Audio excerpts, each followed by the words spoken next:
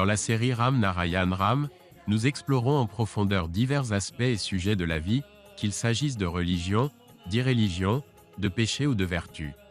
Les différentes religions ont leurs propres écritures.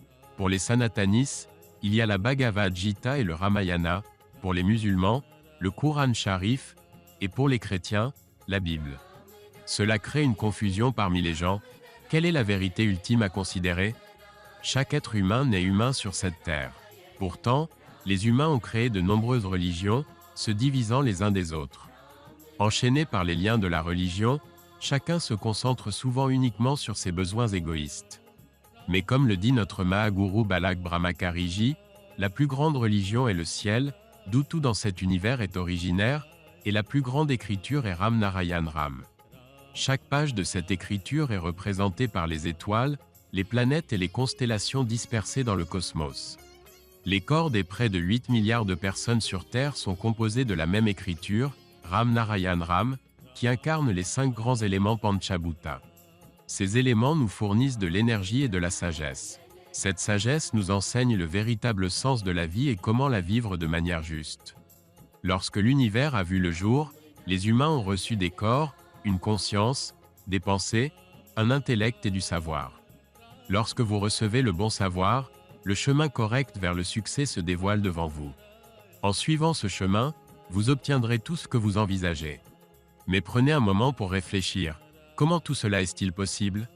C'est grâce à votre conscience, votre moi intérieur, et à la plus grande écriture le ciel et au nom Ram Narayan Ram.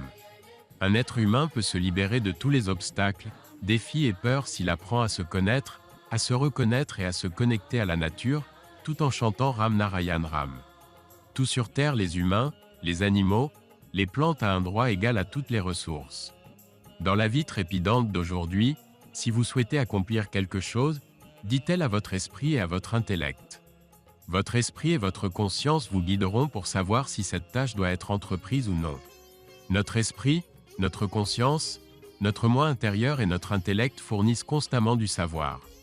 Ces entités existent en nous comme des serviteurs, il est donc de notre devoir de prioriser et de comprendre leurs conseils. Notre intellect nous indique si une action que nous sommes sur le point d'entreprendre est bonne ou mauvaise, si elle doit être réalisée ou évitée. Par conséquent, connaissez, reconnaissez et obéissez à votre intellect intérieur pour éviter de commettre de mauvaises actions dans la vie. Si vous cherchez le bien-être de votre vie, chaque personne devrait pratiquer la méditation. Grâce à la méditation, vous renforcez votre esprit, votre intellect et votre moi intérieur, les rendant soumis à votre volonté.